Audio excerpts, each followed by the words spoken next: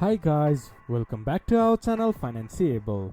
Today in this video I'm going to show you how to close your auto trade and take profit order.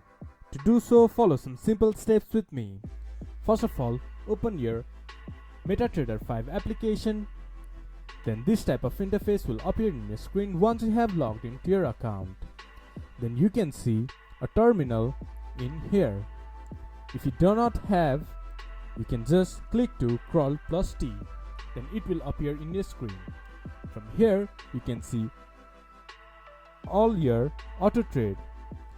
Right click on the position and select close. This will immediately close the position and lock to your current profile profit or loss. And to use take profit order when setting up your auto trade strategies, you can include take profit orders. This order automatically closes your position when price reaches a specified level, ensuring you a secured profit. This is how you can close auto trade and take profit order.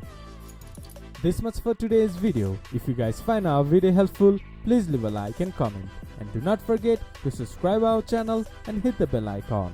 I'll see you guys again in our next video. Thank you for watching.